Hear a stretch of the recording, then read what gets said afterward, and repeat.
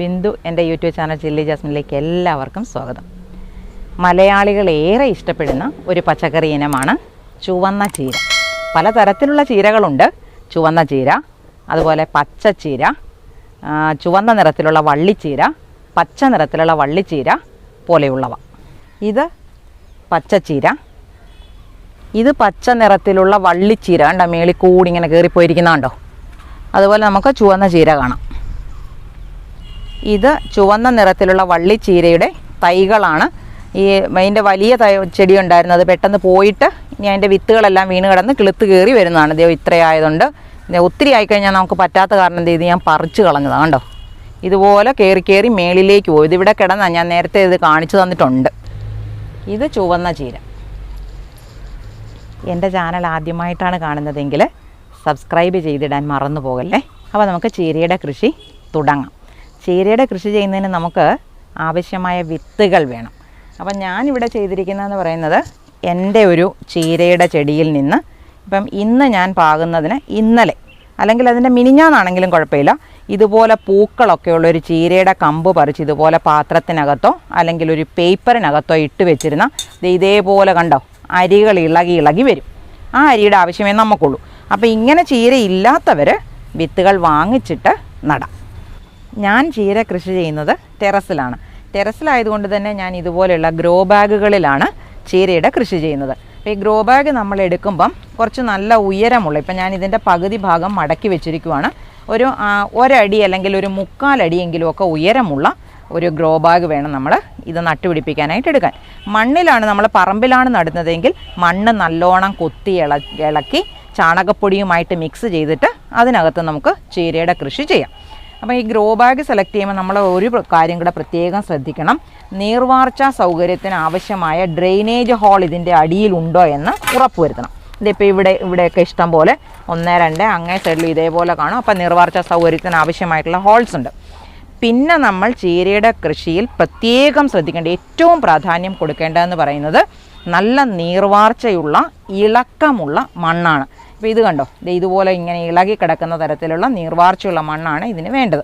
ഇതിപ്പോൾ ഞാനിവിടെ ഉണ്ടാക്കിയിരിക്കുന്നതെന്ന് പറഞ്ഞാൽ തുല്യ അളവിൽ, അതായത് ഒരു പാത്രം മണ്ണ്, പറമ്പിലെ മണ്ണ് ഒരു പാത്രമാണെങ്കിൽ അതേ ഒരു പാത്രം ചാണകപ്പൊടിയും ഒരു പാത്രം ചകിരിച്ചോറും ചേർത്ത് ഇളക്കിയിരിക്കുന്നതുകൊണ്ടാണ് ഇതുപോലെ മണ്ണ് നല്ല ഇളക്കമുള്ളതായിരിക്കുന്നത്.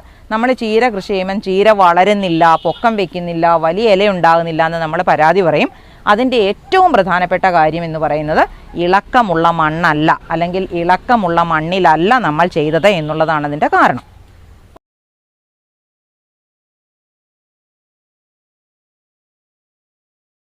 അപ്പോൾ നമുക്കിതിൻ്റെ ഈ ചീരയുടെ വിത്തുകൾ പാകാം.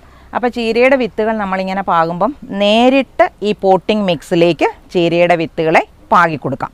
അപ്പം നമ്മൾ ഈ ഗ്രോ ബാഗ് ഇതുപോലെ ഹൈറ്റ് ഉള്ളത് വേണം എന്ന് പറയാനുള്ള കാരണം എന്ന് പറയുന്നത് ചീരയ്ക്ക് നല്ല നീളത്തിലുള്ള വേരുകളുണ്ട്. അതുകൊണ്ടാണ് നമ്മൾ ഉയരമുള്ള പാത്രങ്ങളിൽ വേണം ഇത്, അല്ലെങ്കിൽ വലിയ ബക്കറ്റിനകത്തൊക്കെ നമുക്ക് കൃഷി ചെയ്യാം. അപ്പോൾ നമുക്ക് ഈ ചീരയുടെ വിത്തുകളെ നമുക്ക് നേരിട്ട്, ഇപ്പോൾ ഇത് ഞാൻ എൻ്റെ ചീരച്ചെടിയിൽ നിന്ന് എടുത്തതായതുകൊണ്ട് ഇതിനകത്ത് ഇതിൻ്റെ ഇലയുടെ ഭാഗമൊക്കെ കിടപ്പുണ്ട്, അതിനൊന്നും ഒരു കുഴപ്പമില്ല. നമുക്ക് ഇതേപടി ഇട്ടാൽ മതി. അല്ലെങ്കിൽ വാങ്ങിച്ച വിത്തുകളെ നമുക്ക് ഇതുപോലെ നേരിട്ടിടാം. ഇപ്പം ഞാൻ ഇതിനകത്തേക്ക് വെറുതെ ഇങ്ങനെ നേരിട്ട് ഇട്ട് കൊടുക്കുകയാണ് ചെയ്യുന്നത്. അപ്പം ഇതിന് പകരം നമ്മൾ മണ്ണിലാണെങ്കിൽ ഉറുമ്പിൻ്റെയൊക്കെ ശല്യം കൂടുതലായിരിക്കും. അപ്പോൾ ഈ ചീരയുടെ അരിയുടെ കൂടെ ഒരു പിടി റവ അല്ലെങ്കിൽ അരിമണി, അരിയുടെ ചെറിയ നുറുങ്ങുകൾ ചേർത്തിട്ടാണ് പാകുന്നതെങ്കിൽ ഉറുമ്പ് വന്നാൽ റവയും കൊണ്ട് പൊക്കോളും, അല്ലെങ്കിൽ അരിനുറുങ്ങും കൊണ്ട് പൊക്കോളും. നമ്മുടെ ചീരവിത്ത് ഇതിനകത്ത് കിടക്കുകയും ചെയ്യും. അപ്പോൾ ഇതുപോലെ നമുക്ക് പാകി കൊടുക്കാം. അങ്ങനെ പാകിയതിന് ശേഷം നമ്മൾ ചെയ്യേണ്ടത് ഇതിൻ്റെ മുകളിലോട്ട് ഈ പോട്ടിംഗ് മിക്സ് തന്നെ, അല്ലെങ്കിൽ നല്ല പോലെ ഒരു 1/2 ഇഞ്ച് കനത്തിൽ നമുക്ക് പോട്ടിംഗ് മിക്സ് അല്ലെങ്കിൽ ചകിരിച്ചോറ് ഇട്ട് കൊടുക്കാം. ഞാൻ ഇപ്പോൾ ഈ ഭാഗത്തുനിന്ന് ശകലം പോട്ടിംഗ് മിക്സ് ഈ ഭാഗത്തേക്ക് എടുത്തിടുവാണ്. അതല്ലെങ്കിൽ നമുക്ക് ചകിരിച്ചോറിടുന്ന രീതിയും കാണിച്ചു തരാം. ഇനി നമുക്ക് ഇതുപോലെ, അല്ലെങ്കിൽ ഇത് ചകിരിച്ചോറാണ്, അപ്പോൾ ചകിരിച്ചോറ് കുറച്ച് ഇതിൻ്റെ മുകളിലേക്ക് ഇട്ട് വെച്ചാലും മതി. മണ്ണാണെങ്കിൽ ഒത്തിരി കനത്തിലിടാൻ നിൽക്കരുത്. ചകിരിച്ചോറാണെങ്കിൽ ആ കുഴപ്പം വരത്തില്ല. മണ്ണാണെങ്കിൽ ഒത്തിരി കനത്തിലിട്ട് കഴിഞ്ഞാൽ വിത്തുകൾക്ക് മുളച്ച് പൊങ്ങി വരാൻ താമസം എടുക്കും.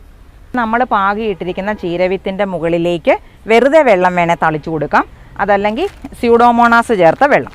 അപ്പം നമ്മൾ ആ വിത്തുകൾ പാകിയപ്പോൾ തന്നെ വേണമെങ്കിൽ സ്യൂഡോമോണാസുമായിട്ട് വിത്തുകൾ കൂട്ടി ഇളക്കിയതിന് ശേഷം നടാമായിരുന്നു. അതല്ലെങ്കിൽ ഇതുപോലെ സ്യൂഡോമോണാസിനകത്തേക്ക് വെള്ളം ഒഴിച്ച് ലായനിയാക്കി മാറ്റിയതിന് ശേഷം അതിനെ നമുക്ക് തളിച്ചു കൊടുക്കാം. ഈ കീടശല്യം കുറഞ്ഞിരിക്കാൻ വേണ്ടിയാണ് നമ്മൾ ഇതേപോലെ സ്യൂഡോമോണാസ് ഉപയോഗിക്കുന്നത്. അപ്പം ഞാനിത് ഇതിൻ്റെ മുകളിലേക്ക് തളിച്ചു കൊടുക്കുവാണ്. സ്യൂഡോമോണാസ് ഇച്ചിരി കൂടിപ്പോയാലും തളിച്ചു കൊടുക്കും, ഈ മണ്ണിലേക്ക് ഇട്ട് കൊടുക്കുമ്പോൾ ഒരു കുഴപ്പമില്ല. എന്നിട്ട് നമുക്കിതിനെ തണലത്തേക്ക് മാറ്റി വയ്ക്കണം. വെയിലത്തിരുന്നാലും കിളുക്കും, കുഴപ്പമൊന്നുമില്ല. പിന്നെ പാവം വിത്തുകളും കുഞ്ഞു തയ്യുമല്ലേ എന്നോർത്താണ് നമ്മളിതിനെ തണലത്തേക്ക് മാറ്റി വയ്ക്കുന്നത്. നമ്മുടെ ചീരയുടെ വിത്തുകൾ പാകിയാൽ ഒരു 3 ദിവസത്തിനുള്ളിൽ, ഇപ്പം നമ്മൾ ഇതുപോലെ പുതിയ ചീര, നമ്മുടെ ചീര ചെടിയിൽ നിന്നാണ് വിത്തുകൾ പറിച്ച് പാകുന്നതെങ്കിൽ 2ാമത്തെ ദിവസം തന്നെ മുളയ്ക്കാൻ തുടങ്ങും. അല്ലെങ്കിൽ 3ാമത്തെ ദിവസം ഉറപ്പായും മുളച്ച് വരും. ഇപ്പം ദേ ഇതുപോലെ കണ്ടോ മുളച്ച് നിൽക്കുന്നത്. ഇത് ഞാൻ പാകിയതൊന്നുമല്ല, മണ്ണ് വാരി നിറച്ചിരിക്കുമ്പം അതിനകത്തുനിന്ന് കിളുത്ത് വരുന്നതാണ്. പക്ഷേ ഈ പൊടിച്ച് വരുന്നത് ഇതേ രീതിയിലാണ്. ഇതേ കുഞ്ഞു കുഞ്ഞൊക്കെ കണ്ടോ, ഇതാണ് അതേ മുള പൊട്ടുന്നേ ഉള്ളൂ കണ്ടോ. ഇങ്ങനെ പെട്ടെന്ന് കിളുത്ത് വരും. ഒരു 7 ദിവസമൊക്കെ ആകുമ്പോഴത്തേക്കിന്, ഇതിപ്പോൾ അതിന് മുന്നേ ഞാൻ പാകിയതാണ്, എല്ലാ വിത്തുകളും ഒരേയൊപ്പം മുളച്ച് വരത്തില്ല. ഇതിനകത്ത് കണ്ടോ ചെറിയ ചെറിയ 2 ഇലയൊക്കെ ആയിട്ട് നിൽക്കുന്ന ഒരു 7 ദിവസമൊക്കെ ആകുമ്പോഴത്തേന് ഈ പരുവെത്തും. അപ്പം നമുക്ക് വേണമെങ്കിൽ ഒന്നുകിൽ ചീരയെ ഈ പാകി മുളപ്പിച്ചെടുത്ത് തന്നെ നിർത്തി വളർത്താം, അല്ലെങ്കിൽ പറിച്ചു മാറ്റി നടാം. പറിച്ചു മാറ്റി നടുമ്പോൾ നമ്മൾ എപ്പോഴും വൈകുന്നേരങ്ങളിൽ മാത്രം പറിച്ചു നടാൻ ശ്രമിക്കുക. ഞാൻ ഈ ഗ്ലൗസ് ഇട്ടിരിക്കുന്നതുകൊണ്ട് എനിക്ക് ഒരു ചെടിയെ തന്നെയായിട്ട് പറിക്കാൻ പറ്റുന്നില്ല. ഞാനൊരു പിഞ്ച് ഇങ്ങോട്ട് പറിച്ചെടുക്കുക, അതിനകത്തുനിന്ന് നല്ലതിനെ നമുക്ക് മാറ്റി നടാം. അപ്പോൾ എത്രയായാലും കുഴപ്പമില്ല. ഇതിനകത്ത് 2-3 ഇലയൊക്കെ വന്നിട്ടുണ്ട്. അപ്പോൾ അതിനേക്ക് നമുക്ക് കൊണ്ടുപോയി മാറ്റി നടാം. അപ്പം മാറ്റി നടുന്നത് ഇതുപോലെ, ഇതിപ്പോൾ മണ്ണിളക്കമൊക്കെയുള്ള ഒരു ഗ്രോ ബാഗാണ്.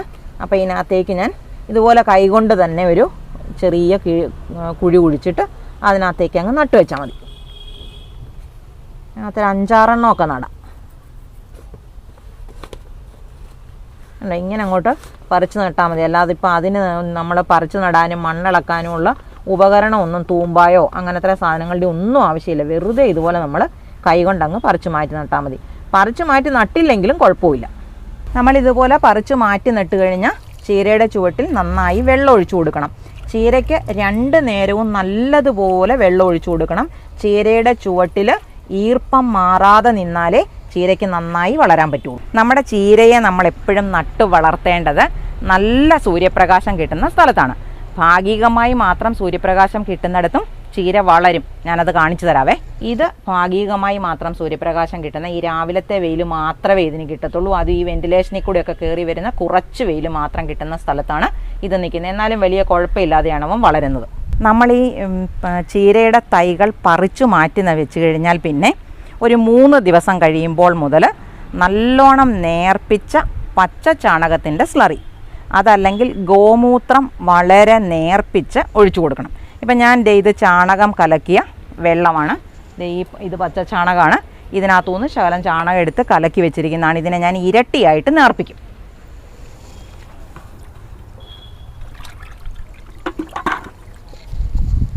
ഇരട്ടിയായിട്ട് നേർപ്പിച്ചു. നമുക്കിനി ഇതൊന്ന് ഒഴിച്ചു കൊടുക്കാം. ഇതിൻ്റെ ചുവട് ഞാൻ ഇതുപോലെ ഇളക്കി കൊടുക്കുക, ഈ ഒഴിക്കുന്ന വെള്ളം അവിടെ തങ്ങി നിൽക്കാൻ വേണ്ടി. എന്നിട്ട് നമുക്കിതിൻ്റെ ചുവട്ടിൽ ഒഴിച്ചു കൊടുക്കാം. മണ്ണിളക്കം നല്ലോണം വേണ്ട ഒരു ചെടിയാണ് ചീര. അപ്പോൾ നമുക്കിത് തളിച്ചു കൊടുക്കാം. ഇത് ചാണകത്തിൻ്റെ സ്ലറിയാണേ. നമ്മൾ ചീരയുടെ തൈകളെ പറിച്ച് മാറ്റി നട്ട് കഴിഞ്ഞാൽ ഒരു 3 ദിവസം 4 ദിവസം കഴിയുമ്പോൾ മുതൽ നല്ലതുപോലെ നേർപ്പിച്ച ചാണകത്തിൻ്റെ സ്ലറി കൊടുക്കാം. ഈ ചാണകത്തിൻ്റെ സ്ലറിയും നേർപ്പിച്ച ഗോമൂത്രവും ഒന്നും കിട്ടാനില്ലാത്തവരാണെങ്കിൽ സീവീഡ് ഫെർട്ടിലൈസർ, അതല്ലെങ്കിൽ ഫിഷ് അമിനോ ആസിഡ് വളരെ നേർപ്പിച്ചിട്ട് ഒഴിച്ചു കൊടുക്കാം. സ്പ്രേ ചെയ്ത് കൊടുക്കാനാണെങ്കിൽ 1 മില്ലി 1 ലിറ്റർ വെള്ളത്തിൽ കലക്കി വളരെ കട്ടി കുറച്ച് മാത്രമേ ചെടിയുടെ ഇലകളിലേക്ക് സ്പ്രേ ചെയ്ത് കൊടുക്കാവൂ. ഇനി ഇതൊന്നും പറ്റാത്തവരാണെങ്കിൽ ചീരയ്ക്ക് പറ്റിയ നല്ലൊരു അടിപൊളി വളമാണ് ഞാൻ പറയാൻ പോകുന്നത്. കുറച്ച് കടലപ്പിണ്ണാക്കും, കുറച്ച് ശർക്കര, കടലപ്പിണ്ണാക്കും ശർക്കരയും കുറച്ച് പുളിപ്പിച്ച കഞ്ഞിവെള്ളം. കഞ്ഞിവെള്ളത്തിനകത്തോട്ട് ശർക്കരയും ഇട്ടിട്ട് 1 പിടി കടലപ്പിണ്ണാക്കും ഇട്ടിട്ട് ഒരു 3 ദിവസം അടച്ചു വയ്ക്കുക. എന്നിട്ട് അതിൽ നിന്ന് ഓരോ കപ്പെടുത്ത് 2 ഇരട്ടിയായോ 3 ഇരട്ടിയായോ നേർപ്പിച്ചിട്ട് ചീരയ്ക്ക് ഒഴിച്ചു കൊടുത്താൽ ചീര നല്ലതുപോലെ വളർന്നു വരും. ഒത്തിരി അധികം രോഗങ്ങളും കീടബാധകളും ഒന്നും ഉള്ള ഒരു ചെടിയല്ല, പച്ചക്കറിയല്ല നമ്മുടെ ചുവന്ന ചീര. പിന്നെ വരാവുന്നത് എന്ന് പറയുന്നത്, ഇപ്പം രാവിലെ സമയങ്ങളിൽ നമ്മൾ ചീരച്ചെടിയിൽ നോക്കിയാൽ അതിൻ്റെ കൂമ്പിലകളെല്ലാം കൂടി ഇങ്ങനെ കൂട്ടം കൂടി ഒരുമിച്ച് നിൽക്കുന്നതായിട്ട് ചിലപ്പോൾ കാണാം. ഇപ്പം എൻ്റെ ചീരച്ചെടിയിൽ അങ്ങനെ ഇല്ല. അപ്പോൾ അങ്ങനെ ഇലകളെല്ലാം കൂടെ കൂടി നിൽക്കുവാണെങ്കിൽ നമ്മൾ ഈ ഇലകൾ ഇങ്ങനെ പതുക്കെ മാറ്റിയിട്ട് നോക്കണം. അങ്ങനെ നോക്കുമ്പം ചിലപ്പോൾ അതിനകത്ത് ചെറിയ പുഴുക്കളൊക്കെ ഉണ്ടായിരിക്കാം. അപ്പോൾ അങ്ങനെ ഉണ്ടെങ്കിൽ പുഴുക്കളെ നശിപ്പിച്ച് കളയണം. പിന്നെ വരാവുന്നത് എന്ന് പറയുന്നത് ഇലപ്പുള്ളി രോഗമാണ്. ഇലപ്പുള്ളി രോഗം എന്ന് പറഞ്ഞാൽ ചീരയുടെ ഇലകളിൽ ചെറിയ വട്ടത്തിൽ കിഴുത്തകളുണ്ടാകും. ഞാൻ ഒന്ന് കാണിച്ചു തരാവേ. അപ്പോൾ ഇതുപോലെ കണ്ടോ, ഇലയിൽ ചെറിയ വട്ടത്തിൽ കിഴുത്ത വരുന്ന കണ്ടോ, ഇതാണ് ഇലപ്പുള്ളി രോഗമെന്ന് നമ്മൾ പറയുന്നത്. അപ്പോൾ ഇങ്ങനെയുള്ള ഇലപ്പുള്ളി രോഗം വന്നാൽ അതിന് ഏറ്റവും നല്ലൊരു മരുന്ന്, ഒരു ജൈവ മരുന്നെന്ന് പറയുന്നത് നമ്മുടെ അപ്പക്കാരം അല്ലെങ്കിൽ എന്നാ പറയുന്നത്, ബേക്കിംഗ് സോഡ. ബേക്കിംഗ് പൗഡറല്ല, ബേക്കിംഗ് സോഡയും മഞ്ഞൾപ്പൊടിയും കൂടെ വെള്ളത്തിനകത്ത് കലക്കി സ്പ്രേ ചെയ്ത് കൊടുക്കണം. ഇത് വെറുതെ വെള്ളമാണ്. ഈ വെള്ളത്തിനകത്തേക്ക് ഞാൻ കുറച്ച്, ഇത് നമ്മുടെ അപ്പമൊക്കെ ഉണ്ടാക്കാനായിട്ട് നമ്മൾ കടയിൽ നിന്ന് വാങ്ങിക്കുന്ന അപ്പക്കാരമാണ്. അതിൻ്റെ കുറച്ച്, അതിൽ ഒരു നുള്ളല്ല 2 നുള്ള്, വളരെ കുറച്ച് മതി. അത് ഞാൻ ഈ വെള്ളത്തിനകത്തേക്ക് ഇടാം. നോക്കിക്കോണം, ഇതിനകത്ത് ഞാൻ നേരിട്ടാണ് ഇടുന്നത്. എത്രയത്തിൻ്റെ ആവശ്യമുള്ളൂ. ഇതിൻ്റെ കൂടെ വേണമെങ്കിൽ മഞ്ഞപ്പൊടിയും കൂടി ഇടാം. മഞ്ഞപ്പൊടിയല്ല, മഞ്ഞളിൻ്റെ പൊടി. അത് നമ്മൾ കടയിൽ നിന്ന് വാങ്ങിക്കുന്നതിനേക്കാൾ നല്ലത് നമ്മളുടെ മഞ്ഞൾ ഉണ്ടെങ്കിൽ ഉണക്കി പൊടിച്ചതാണെങ്കിൽ നമുക്ക് മഞ്ഞൾ തന്നെയാണ് എന്ന് ഉറപ്പുണ്ട്. അല്ലെങ്കിൽ ചിലപ്പം മഞ്ഞളിൻ്റെ പൊടിയാണെന്നില്ല, മഞ്ഞപ്പൊടി ആയേക്കാം. അപ്പം മഞ്ഞളിൻ്റെ പൊടിയാണ് നമുക്ക് വേണ്ടത്. ഇത് നമ്മൾ ഇലകളിൽ സ്പ്രേ ചെയ്ത് കൊടുത്താൽ മതി. ഇലപ്പുള്ളി രോഗം വരാതിരിക്കും. അല്ലെങ്കിൽ ഇപ്പോൾ ഒരിലയിലോ 2 ഇലയിലോ കണ്ടതിന് ശേഷം നമ്മൾ ചെയ്യുകയാണെങ്കിൽ ബാക്കി ഇലകളിലേക്ക് വ്യാപിക്കുക.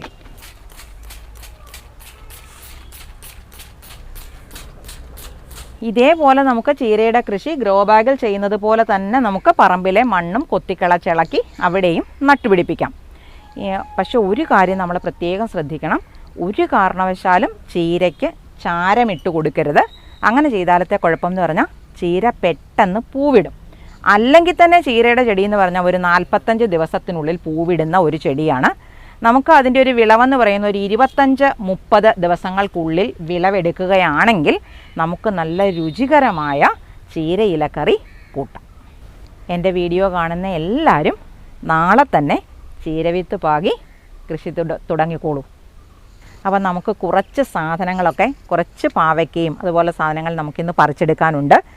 പാവലൊക്കെ തന്നെ അങ്ങ് കണ്ടമാനം പ്രായമായി. അപ്പോൾ ഈ പ്രാവശ്യത്തെ വിളവെടുപ്പിന് ശേഷം നമുക്ക് ആ ചെടിയെല്ലാം മാറ്റിക്കളഞ്ഞിട്ട് പുതിയത് നട്ടുപിടിപ്പിക്കാനുള്ളതാണ്. അപ്പോൾ നമുക്ക് ആ വിളവും കൂടെ ഒന്ന് എടുക്കാം. അപ്പോൾ നമുക്ക് ഈ പാവയ്ക്ക പറിക്കാം.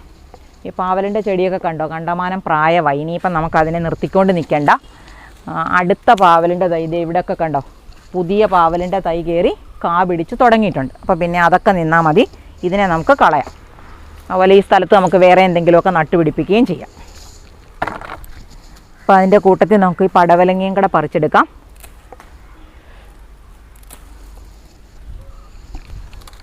ഈ ഫെറമോൺ കെണി കണ്ടോ, ഇവിടെ ഫെറമോൺ കെണി കിടക്കുന്നത് കൊണ്ടാണ് ഈ കായ്കൾക്ക് നമ്മൾ കവർ ഇട്ടില്ലെങ്കിലും കുഴപ്പം വരത്തില്ല.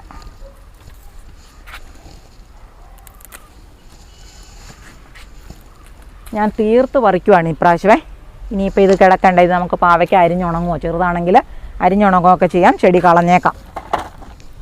ഇനി 1-2 എണ്ണം അവിടെ കൂടെ കിടപ്പുണ്ട്, അതും കൂടെ പറിക്കാം. അപ്പോൾ നമുക്ക് ഈ മുളക് പറിക്കാം. ഇത് വലിപ്പം കൂടിയ മുളകെന്നും പറഞ്ഞ് ഞാൻ ഇതിൻ്റെ ഒരു തൈ കടയിൽ നിന്ന് വാങ്ങിച്ചതാണ്. നമുക്ക് നോക്കാം ഇതെങ്ങനെയുണ്ട്, എരിവുള്ളതാണോ എന്ന് നോക്കാം. കണ്ടോ, നല്ല മുളകായത്, നല്ല വലിപ്പമുണ്ട്. ഇതിൻ്റെ കൂടെ നമുക്ക് ആ പയറൊന്ന് പറിച്ചെടുക്കാം. ഇത് ഞാനിപ്പോൾ താത്തി വെച്ചിട്ടാണ് മുറിച്ചെടുക്കുന്നത്. പയറേന്നേ ഉള്ളൂ, തണ്ട് മുറിക്കുന്നില്ല. അതുപോലെ ഇത് ഒടിഞ്ഞു പോയി വലിച്ചപ്പം. അപ്പോൾ അത് ഞാൻ ഇങ്ങനെ തന്നെ എടുത്തു. ഒരെണ്ണം കണ്ട് ചൊവ്വേ വളർന്നിട്ടില്ല. അപ്പോൾ ഇതും അതുപോലെ നമുക്ക് താത്തി വെച്ചിട്ട് മുറിച്ചെടുക്കാം. ഇപ്പോൾ പറിക്കുമ്പോൾ ഇതത്ര വിളഞ്ഞതല്ല എന്ന് പറഞ്ഞാലും ആണ്ടോ അത് വലിച്ചപ്പം ഒടിഞ്ഞു പോകുന്നു. അത് നല്ല നീളമുള്ള പയറാണ്. അപ്പോൾ ഇത്രയും പയറുണ്ടെങ്കിലും നമുക്കൊരു വീട്ടുകാർക്ക് ചെറിയൊരു തോരൻ വെക്കാൻ കിട്ടും. ഇച്ചിരി തേങ്ങായും പച്ചമുളകും ഒക്കെ കൂടി ഇടുവാണെങ്കിൽ നമുക്കൊരു നല്ല തോരൻ വെക്കാൻ കിട്ടും. ഇത് ഇനി നമുക്ക് ഈ വെണ്ടയ്ക്കയും കൂടെ ഒന്ന് പറിക്കാം. ഇത് ആനക്കൊമ്പൻ വെണ്ടയാണ്. അവൻ്റെ ഇങ്ങനെ നീണ്ടു നിൽക്കുക. ഞാനിങ്ങനെ നടന്നു പോകുമ്പോൾ എന്നെ പറിക്കുന്നില്ലേ എന്ന് പറഞ്ഞാൽ നീണ്ടു നിൽക്കുക. നമ്മൾ അങ്ങോട്ട് പോകുമ്പോഴും ഇങ്ങോട്ട് പോകുമ്പോഴും നമുക്കിട്ട് തട്ടും. പിന്നെ ഇത് ഇവിടെ ഉണ്ട്, അതും കൂടെ നമുക്ക് പറിച്ചെടുക്കാം. ഇത് ഇവിടെ നിന്നൊരു വഴുതനങ്ങ പറിക്കാം. ചെറിയൊരു അത്യാവശ്യം നമുക്കൊരു കറിക്കുള്ളതൊക്കെ കിട്ടും. പിന്നെ ദേ നമുക്കിതിവിടെ ഒരു തക്കാളി പഴുത്ത് കിടപ്പുണ്ട്, അതുകൂടെ പറിച്ചെടുക്കാം. ഈ ഒരു പടവലങ്ങയുണ്ട്, അല്ലാതെ ഇവിടെ ഒരു പാവയ്ക്കയുണ്ട് ഉണ്ടോ. അതുപോലെ ദേ ഈ പടവലങ്ങയും കൂടെ നമുക്കങ്ങ് പറിച്ചേക്കാം. ഈ ഒരു വഴുതനങ്ങയും കൂടെ പറിച്ചേക്കാം, കണ്ടോ. അതുപോലെ ദേ ഇവിടെ ഉണ്ട് ഒരെണ്ണം. അതുപോലെ നമുക്ക് ഈ ഒരു വെള്ളരിക്കായും കൂടെ എടുക്കാം. ഈ വെള്ളരി ഞാൻ അറിയാതെ അവനിവിടെ വളർന്നു പോയതാണ്. നമുക്ക് അവനെ അതുകൊണ്ട് അതിൻ്റെ ഷേപ്പൊക്കെ കണ്ട് ഇത് ഉണ്ടാകുന്നത് നമ്മൾ കാണുവാണെങ്കിൽ അപ്പളെ കൂടിനകത്ത് ഇട്ട് വെച്ചാൽ മതി. ഇതുപോലെ ഈ വളയലൊന്നും വരത്തില്ല. ഇനി ഇത് കണ്ടോ, ഇതാണ് ഇസ്രയേലി അത്തി. നമുക്കിത് കണ്ടോ, ഇതുപോലെ പൊട്ടിക്കീറുന്ന ഇതിനകത്ത് തേനാണ് കണ്ടോ. ഈ കാണുന്ന നല്ല മധുരമുള്ള സാധനം ഇതിഷ്ടം പോലെ ഉണ്ടാകുകയും ചെയ്യും. നമുക്കിങ്ങനെ ചുമ്മാതെ പറിച്ച് തിന്നാൻ പറ്റും. ഞാൻ കാണിക്കാവേ. തൊലിയൊന്നും കളയണ്ട, നല്ല സൂപ്പർ സാധനം. ഇന്നത്തെ വിളവെടുപ്പ് കണ്ടല്ലോ, സൂപ്പറല്ലേ. ഇതേപോലെ വിളവെടുക്കാൻ എല്ലാവരും ഇതേപോലെ ഓരോരോ പച്ചക്കറികളായിട്ട് പതുക്കെ നട്ട് വെച്ച് പിടിപ്പിച്ച് തുടങ്ങിക്കോണം. ഇതേപോലെ ഉപകാരപ്രദമായ മറ്റൊരു വീഡിയോയുമായി നമുക്ക് അടുത്ത ദിവസം വീണ്ടും കാണാം.